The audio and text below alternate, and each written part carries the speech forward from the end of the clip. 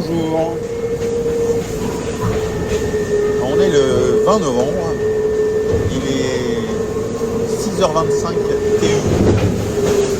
Vous êtes sur le trimaran Sodéo, j'aurais envie de dire, dans le train fantôme. Et dans ce train fantôme, il n'y a pas de billet retour.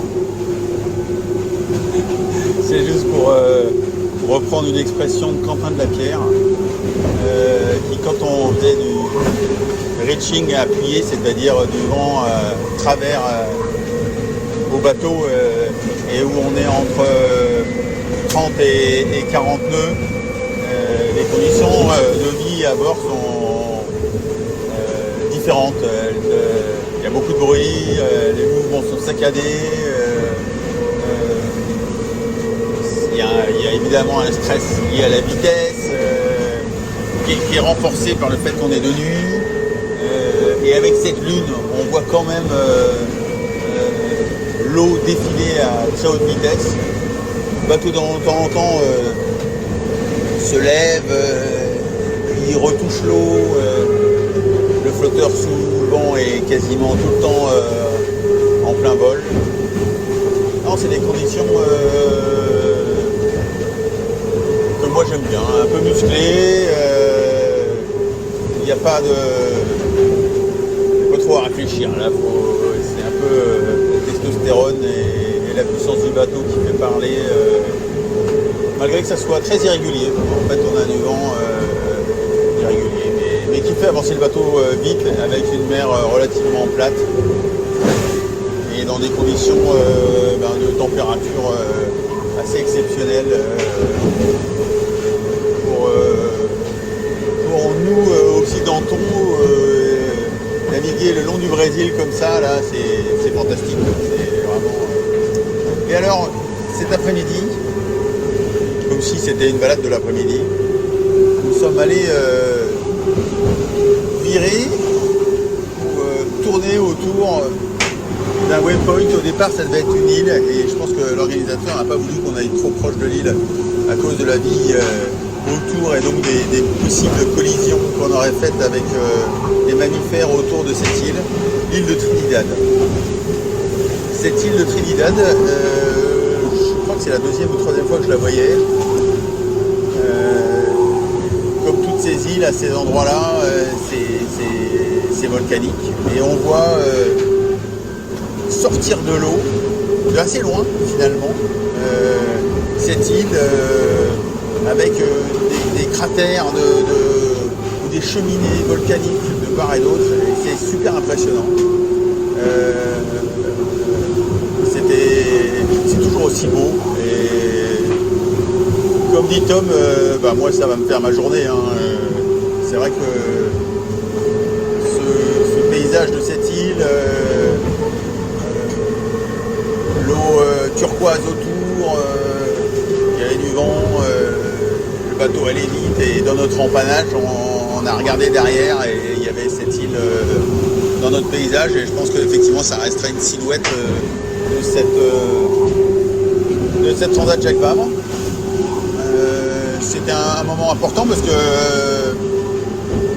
c'était l'endroit le plus éloigné de toute la transat Jacques Vabre qu'on avait à aller virer. Pour moi, ça a la symbolique normalement qu'on continue et qu'après c'est le Grand Sud. Après on passe autour de l'anticyclone de Sainte-Hélène et après on s'engage sur les tours du monde. Et puis là, de façon un petit peu anachronique, on a fait demi-tour, on est reparti exactement sur notre trace. Et alors nous, ça avait une signification un peu particulière avec Tom, c'est que on se retrouvait de nouveau sur le bord qui nous est favorable, c'est-à-dire où on a un foil et où on est capable d'aller à la même vitesse que nos petits camarades. Et là, on est entre 31 et 40 nœuds, et ça fait du bien de revivre, ça fait du bien de sentir qu'on a un bateau rapide, ça fait du bien de sentir qu'on est content et grisé par la vitesse. Ça fait beaucoup de bien après 16 heures et 16 heures à manger notre pain noir sans avoir de foil et sans avoir la possibilité de voler. Donc à plusieurs titres, c'est un moment important et agréable et qui nous fait plaisir à plus d'un titre, Thomas et moi. Alors on remonte vers la Martinique.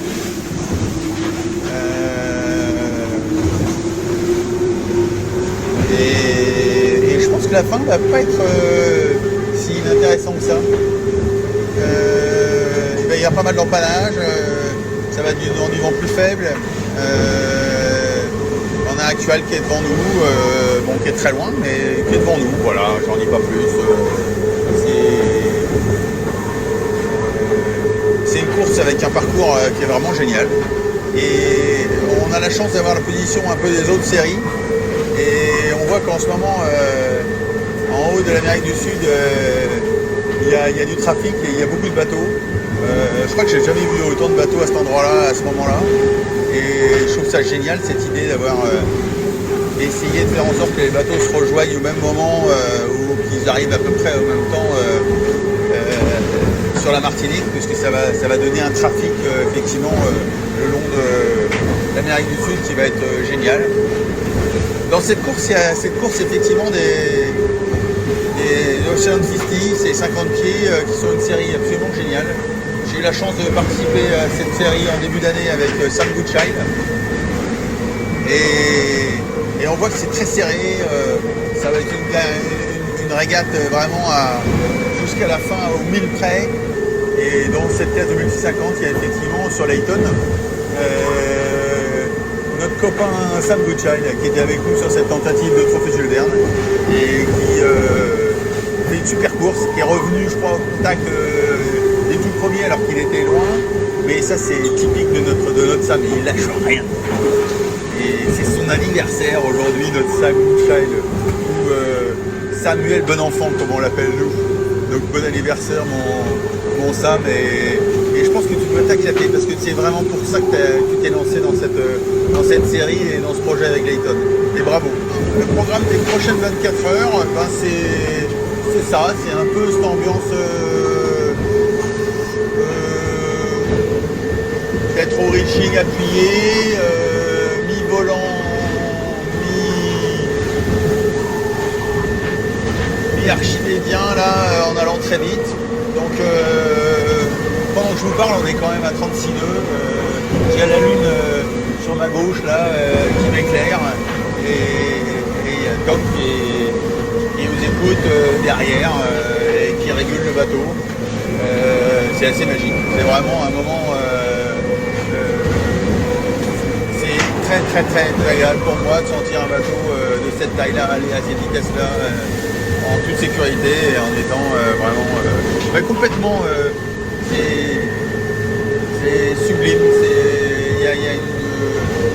Il y a une tension, c'est sûr, on sent qu'il y a beaucoup d'efforts pour aller à ces vitesses-là. Mais on construit, on conçoit et on réfléchit à ces bateaux pendant des années pour arriver effectivement à les pousser dans ces références-là de vitesse qui étaient encore il y a quelques années impossibles. Et ça va être